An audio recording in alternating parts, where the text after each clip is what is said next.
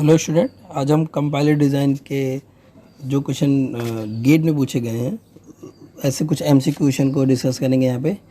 तो चलिए स्टार्ट करते हैं। जैसे कि पहला क्वेश्चन दिख रहा होगा, the number of tokens in following C statement. तो आपको कुछ दिया हुआ है प्रिंटफ, इसके बाद आई इक्वल टू परसेंटेज जो भी दिया हुआ है, इसमें आपको बताना कि नंबर ऑफ टोकन्स कितने हैं। तो चलिए काउंट करके देखते हैं। जैसे कि 1 2 और यहाँ से ले करके यहाँ तक 3 4 5 6 7 8 9 10, टोटल कितने निकलेगा? 10। तो वहाँ पर आपका सी पार्ट बिल्कुल करेक्ट है। चलिए तो ये नेक्स्ट क्वेश्चन चलते हैं। Which of the following statement is false. इसमें से कौन सा स्टेटमेंट फॉल्स स्टेटमेंट हमें बताने। चलिए जैसे कि पहला स्टेटमेंट आपका तो context free grammar can be use to specify both lexical and syntactical rules.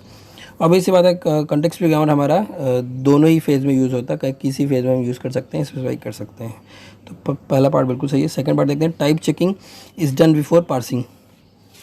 ये थोड़ा सा रॉन्ग लग रहा है। क्यों? क्योंकि देखिए टाइप चेकिंग के लिए हमें चाहिए एसडीटी मिलता है हमें सिमेंटिक फेज़ में, और पार्सिंग होती है सिंटैक्स फेज़ में। तो सिंटैक्स फेज़ जो है पहले आता है, सिमेंटिक बाद में आता है। तो यहाँ पे जो लिखा हुआ है ये बिल्कुल रॉन्ग लिखा हुआ है, क्योंकि टाइप चेकिंग जो है आफ्टर द पार्सिंग हम करते हैं। तो यहाँ पे बी पार्ट बिल्कुल फॉल्स है, बी पार्ट। नेक्स्ट क्वेश्चन चलते हैं, the output of the lexical analyser. ये तो बिल्कुल ही सिंपल क्वेश्चन है। Stream of tokens, lexical analyser first phase of the compiler, तो इसका काम होता है टोकन्स को जनरेट करना।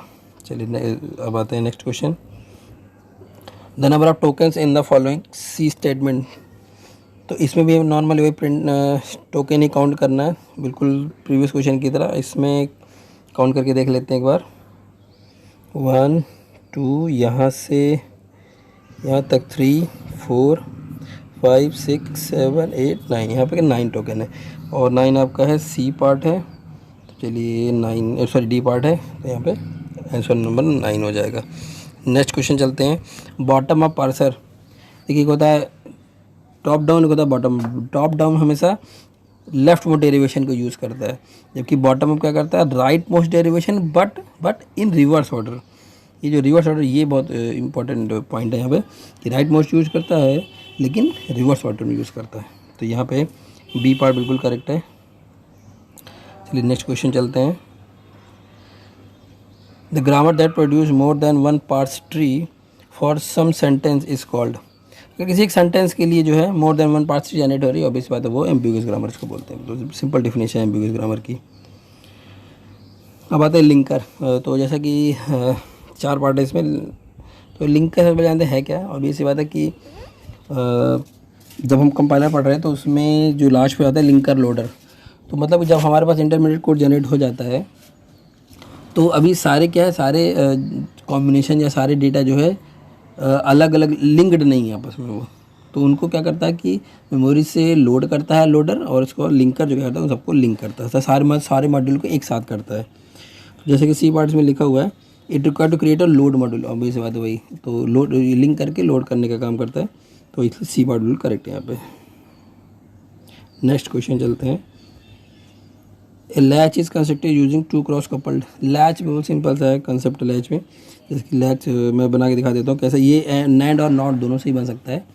तो जैसे कि बना लेते हैं, नैंड वाला मैं बना ले रहा हूँ। सेम अगर यहाँ पे आप नॉर को रिप्लेस करेंगे तो उससे भी बन जाएगा।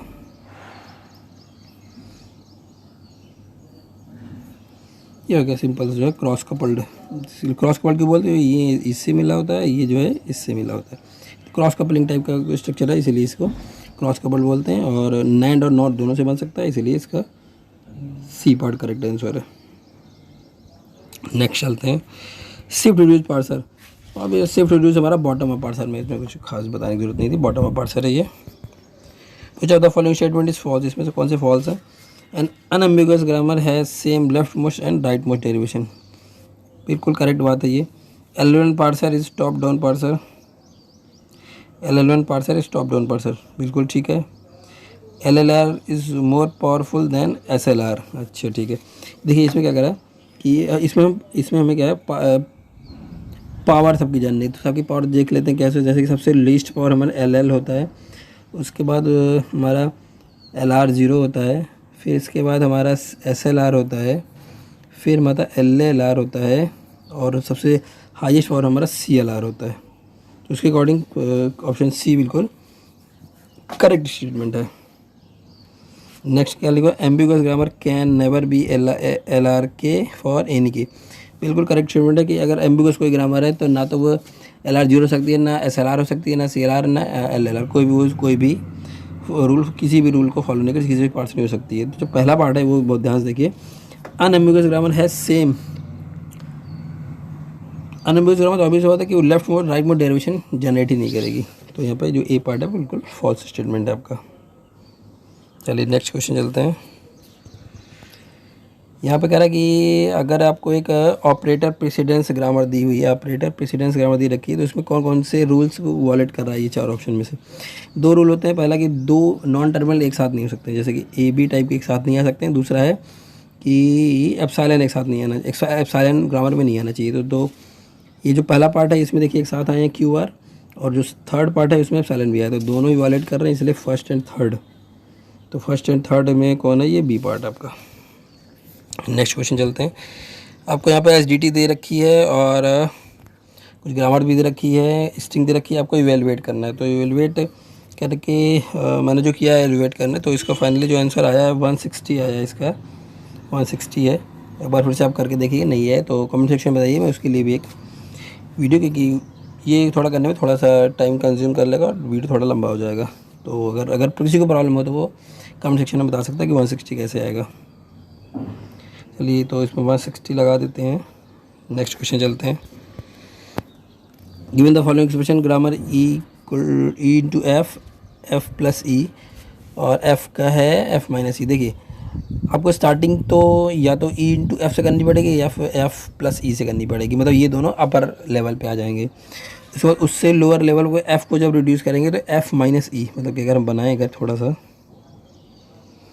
यहाँ पे लिखा हुआ जैसे E इक्वल टू, मान लीजिए हमने बनाया E इंटू F, और F को करेंगे मान लीजिए F माइनस F। तो अभी इस बात अगर इसको रिड्यूस करेंगे तो सबसे पहले ये पार्ट हमारा सॉल्व होगा। तो जो पहले सॉल्व होता है उसकी प्रायोरिटी हाई मानी जाती है, इसीलिए माइनस की प्रायोरिटी हाई है मोर देन मल्टीप्लिकेशन से। तो यहाँ पे B पार्ट बिल्कुल आपका करेक्ट आंसर है।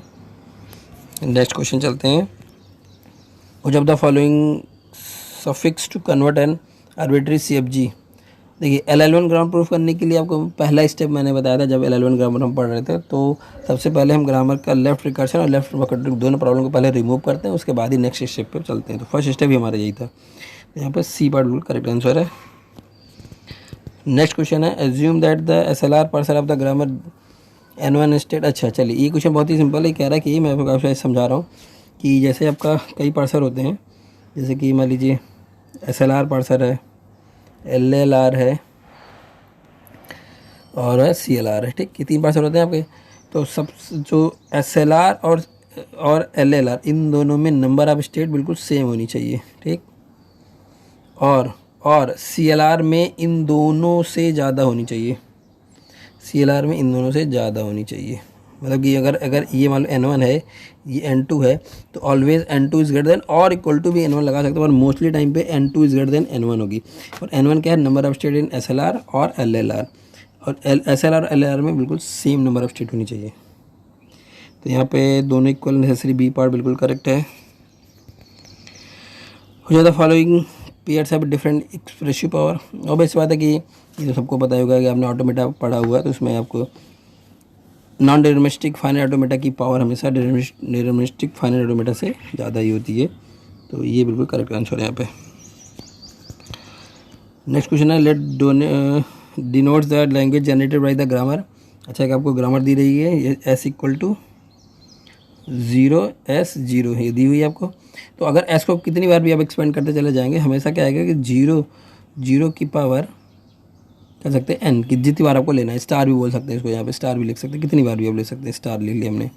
तो अब इस बात है, ये क्या है, हमारा रेगुलर ग्रामर है, लेकिन क्या है, रेगुलर है लेकिन क्या 0 है, क्या नहीं, डबल 0 है, ये नंबर ऑफ 0 दो बार है, इसलिए B पार्ट बिल्कुल करेक्ट आंसर है। B पार्ट लगा देते हैं यहाँ पे। नेक्स्ट क्वेश्चन कह रहा है कि कंसीडर द फॉलोइंग। अच्छा, दो आपको ग्रामर दे रखी है, पहला आपको S1 इक्वल टू 0 की पावर 2n और S2 इक्वल टू दिया है 0 की पावर m 0 की पावर n। तो जो चाहिए तो मेन जो कंसेप्ट पकड़ने वाला था कि जब सब कुछ जीरो ही है तो जीरो की पावर में ही साथ में वन तो है नहीं, हमें किसी के साथ कॉम्बिनेशन बिठाना नहीं, कोई मेमोरी हमें यूज़ नहीं करनी, कोई स्टैक यूज़ नहीं करना है, क्योंकि जीरो का वन नहीं है हमारे पास, केवल जीरो जीरो ही है। तो जीरो की कुछ भी बार हो, कितनी बार भी हो, केवल ये तो हमें दिखाना कि जीरो होने चाहिए। तो इसलिए ये तो हमेशा रेगुलर, दोनों ही रेगुलर हैं, बिल्कुल ऑब्वियस सी बात, बिल्कुल बेसिक क्वेश्चन है, रेगुलर ग्रामर को बोल सकते हैं, तो कोई ज़्यादा दिमाग लगाने की जरूरत नहीं है, तो दोनों ही रेगुलर है, इसलिए S1 and S2 both are correct. तो यहाँ पे ये सी पार्ट करेक्ट आंसर है यहाँ पे। ज़्यादा फॉलोइंग स्टेटमेंट्स टू, इसमें कौन सा ट्रू स्टेटमेंट पूछ रहा है। अच्छा, if a language is context free it can always be accepted by the domestic push down automata. अगर कंटेक्स्ट फ्री है तो नहीं, ये तो गलत है, तो ये डोमेस्टिक, अगर कंटेक्स्ट फ्री है तो DFA से नहीं बन सकता, ये तो गलत है। Union of two context free language is context free, ये बिल्कुल करेक्ट है। आप ऑटोमेटा थोड़ा बहुत अगर आपको सब्जेक्ट याद होगा तो उसमें है कि कंटेक्स्ट फ्री जो है यूनियन के साथ बिल्कुल सही बिहेव करता है, बिल्कुल रियल बिहेव करता है, मतलब कि union of two context free always a context free. Intersection के साथ ये सही रेंज में नहीं जाता, मतलब इंटरसेक्शन करने पे ये कॉन्टेक्स्ट फ्री हो भी सकता है, नहीं भी सकता है, तो हमेशा ट्रू नहीं होता। कॉम्प्लीमेंट के साथ भी सेम इशू है भाई, यहाँ पर जो बी पार्ट बिल्कुल करेक्ट आंसर है। और फिर भी आपको किसी क्वेश्चन में अगर कोई ऑप्शन में डाउट लग रहा है तो कमेंट सेक्शन में बताएं। Okay, thank you.